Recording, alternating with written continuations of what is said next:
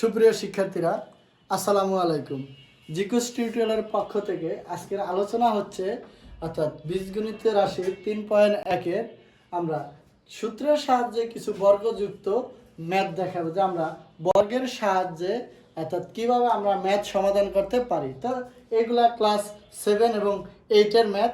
তো সচরাচর আমাদের এক্সামে এই ম্যাথগুলো অর্থাৎ 9 এবং 10-এ এই ম্যাথগুলো পরীক্ষা আসে না, জাস্ট আমরা সূত্রটাকে প্রয়োগ করব, এর জন্য আমরা এই ম্যাথগুলো একটু দেখাইতেছি। তো তোমরা দেখো যে আমার ক নম্বর অঙ্কটা বলছে 2a + 3b এর বর্গ নির্ণয় করতে বলছে।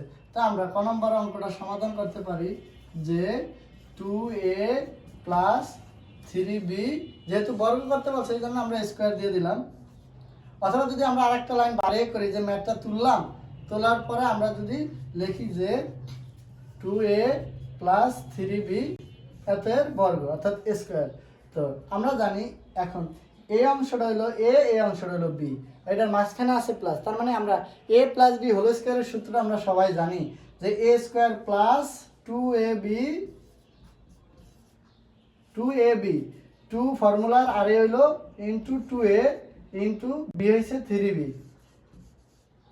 প্লাস 3b স্কোয়ার অর্থাৎ b স্কোয়ার। তো এখন দেখো আমরা এই স্কোয়ারটা ব্র্যাকেট দেওয়া মানে দুইটার উপরই, এর 2-র উপরে আছে, এর উপরে আছে, 2-র উপরে স্কোয়ার করলে হয় 4 আর a স্কোয়ার প্লাস, দেখো এটা আমরা গুণাকারে আছে, আমরা গুণ করবো 2 × 2 = 4 আর 3 × 4 = 12, তাহলে আমরা এদিকে লিখতে পারি 12ab প্লাস এদিকে 3 আর b দুইটার উপরে স্কোয়ার আছে, 3-র উপরে স্কোয়ার করলে হয় 9 আর b-র উপরে স্কোয়ার করলে হয় b স্কোয়ার। আমার মূলত অ্যান্সার এটাই। তো এইভাবে আমরা নাম্বার খ এবং ঘ তিনটা ম্যাথে আমরা করব। তো ক নম্বরের ম্যাথটা আমরা প্লাসের সূত্র দ্বারা প্রয়োগ করছি, খ নম্বরেরটা আছে প্লাস, তো আমরা প্লাস দিয়ে ম্যাথটা সমাধান করব। এরপর আমরা ঘ নম্বরটা আছে মাইনাস, তো মাইনাসের অর্থাৎ বর্গ যুক্ত সূত্র দিয়ে আমরা কিভাবে সমাধান করতে পারি তা আমরা এখন দেখাবো। তো দেখো নাম্বার খ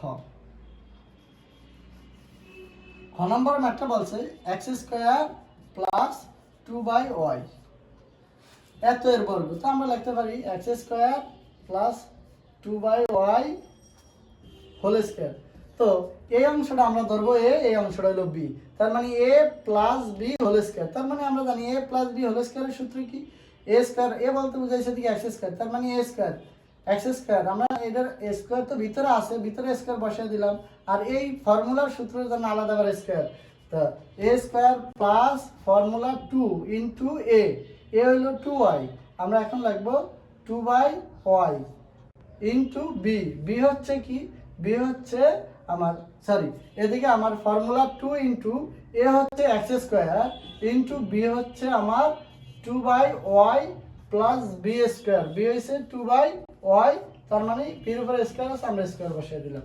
তো এখন দেখো এই যে স্কয়ার অর্থাৎ পাওয়ার আমরা কি করি, পাওয়ারের পরে গুণ করি, তাহলে x এর উপরে পাওয়ার আছে একটা দুটো, তার মানে গুণ করলে হয় 4 প্লাস, এখন দেখো এই জায়গাটা এগুলো সব উপরের অংশ, এটা নিচে কিছু নাই 1 আছে, এটা নিচে কিছু নাই 1 আছে, তার মানে আমরা উপরের গুলো সব একসাথে কি করব, গুণ করব, আর নিচে y আছে, আমরা y বসিয়ে দিব।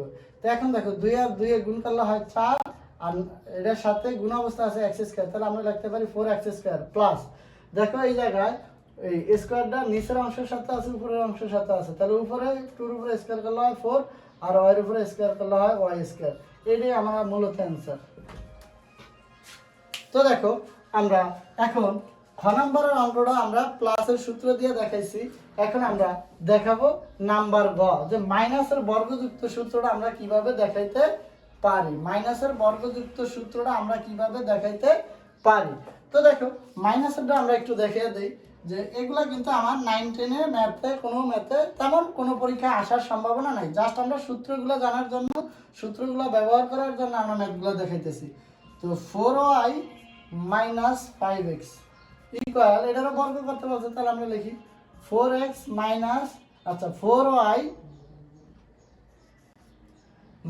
5x এটার উপরে স্কয়ার। তো এখন আমরা যদি লিখি এটা a ধরি, এটা b ধরি, a - b হোল স্কয়ারের সূত্র, তার মানে a কি 4y whole square minus formula 2 into a বলতে কি 4y ইনটু b কত 5x প্লাস বি স্কোয়ার, তার মানে 5x হোল স্কোয়ার। এখন দেখো আমরা ম্যাথটা ক্যালকুলেশন করবো।